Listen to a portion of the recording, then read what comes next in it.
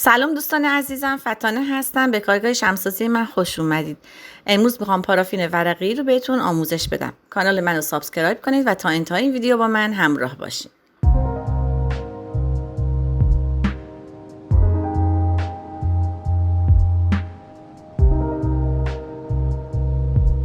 برای درست کردن پارافین ورقی از رنگ‌های مایع، رنگ جامد سوین، اسانس برای معطر کردن پارافین ورقی، روغن پارافین یا همون پارافین مایع برای تمیز کردن صفحه سیلیکونی و همچنین باید از اسپی وکس استفاده کنیم. این اسپی وکس رو میذاریم به طریق بنماری ذوب بشه. قبل از اینکه اسپی وکس ذوب شده رو صفحه سیلیکونی بریزین، حتما باید صفحه سیلیکونیتون رو با پارافین مایع خوب تمیز کنید.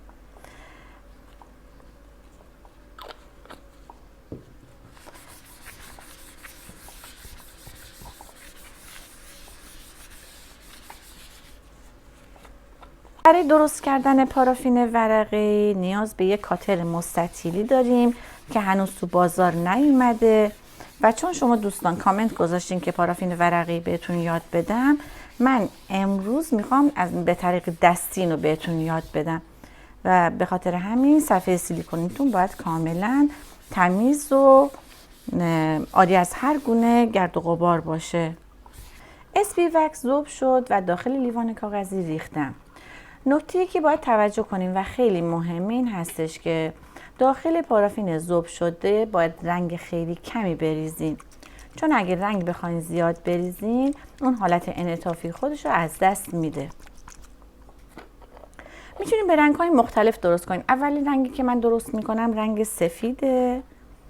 مقدار رنگی که میریزم باید خیلی کم باشه. البته قبل از اینکه بریزین رنگ خوب هم میزنیم. خوب دقت کنین ببینین رنگو خیلی کم میریزم، چیزی در حدود 1-2 قطره.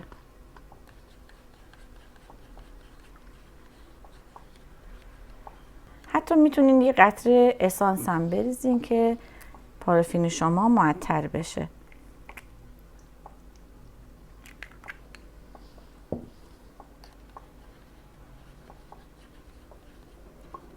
دقت داشته باشین دوستان وقتی اینو میریزین رو صفحه سیلیکونیتون اینو خوب با قاشق پهنش کنین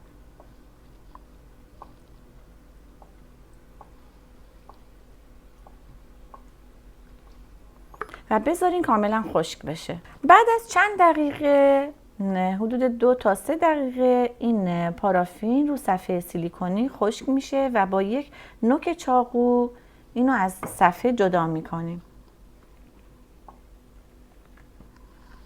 خوب نگاه کنین. حالا میتونین چون کاتر فلزی هنوز تو بازار نیومده باید با قیچی اینو برش بدین.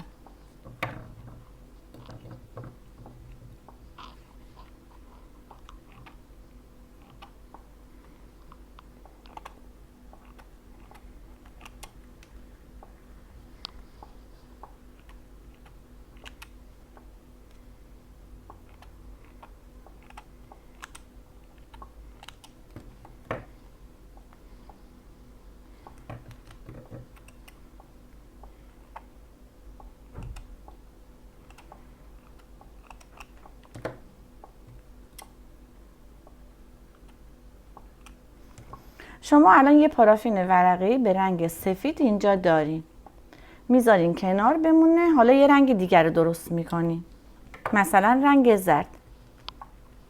اون پارافینی که رنگ ریخته نیست و خامه، خوب نگاه کنین، دوباره داخل لیوان کاغذی دیگه میریزین.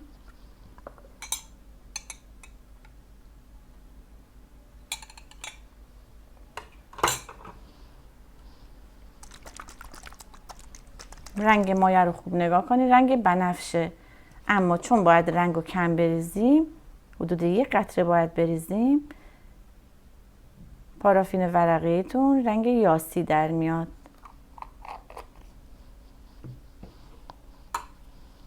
اسانس هم میتونیم بهش اضافه کنیم. خوب هم میزنیم و بعد رو صفحه سیلیکونی خوب پهنش میکنیم.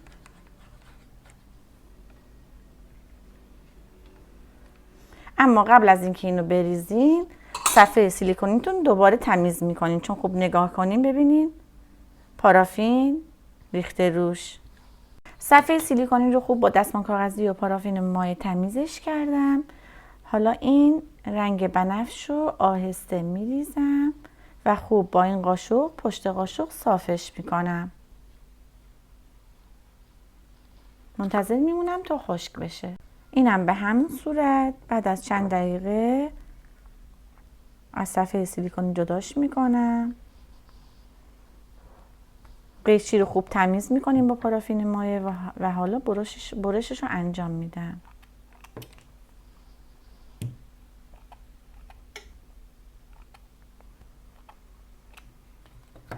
اینم رنگ یاسی. یه چیزی که میخوام الان براتون توضیح بدم این هستش که وقتی که شما پارافین برش میزنین پیش خودتون سوال پیش میاد که اینا رو چیکار کنیم؟ میریزیم دور؟ نه، اینا رو نگه میداریم. ببینین وقتی که رنگ‌های مورد دلخواهتون رو درست میکنین، پارافین‌های ورقی رو درست میکنین، اون وقت اینو نگه میدارین داخل پلاستیک و بعد دوباره وقتی که ظرفتون خالی شد دوباره خواستین این رنگی درست کنین، اینا رو ذوب میکنین و رنگ یاسی رو دوباره آماده میکنین. پس اینا رو دور نمیریزین، جدا نگه میدارین. خب من این 4 رنگ رو درست کردم به شکل ورقی. وقتی که درست میکنین اینو میتونید روی پلاستیک بذارین و به این صورت روی پلاستیک رو میتونین ورقا رو بذارین تا کاملا خشک بشه و وقتی که خشک شد هنوز اون انعطافش رو داره، ولی اگه خواستین کاتر بزنین و گل درست کنین ممکنه که یک مقداری حالت خشک داشته باشه. قبل از اینکه بخواین استفاده کنین هر کدوم از این ورقا رو در نظر دارین میخواین کاتر بزنین، قبل از استفاده حتما سشوار بزنین تا اون خاصیت انعطافیش دوباره بیاد مثل روز اول بشه. این از پارافینای ورقیمون و الان نگاه کنین اضافه این پارافینا رو ببینین. دوباره اینا رو ذوب میکنیم، هر کدوم رو یک ورق میتونیم درست کنیم. من الان یه نمونه این کاتری که دارم براتون روی یکی از این ورقا میزنم.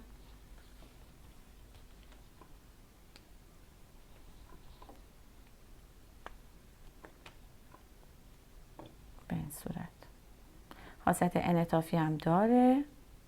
هر بار دیدین این انعطافش کم شد میتونین روش گرمای سشوار بگیرین. به این صورت میتونین گل دستساز درست کنین. اینم از آموزش امروز پارافین ورقی. امیدوارم که از آموزش امروز لذت برده باشید. لایک و سابسکرایب یادتون نره. سوالم اگه داشتید برام کامنت بذارین. تا یه ویدیو آموزشی دیگه، خدا نگهدار.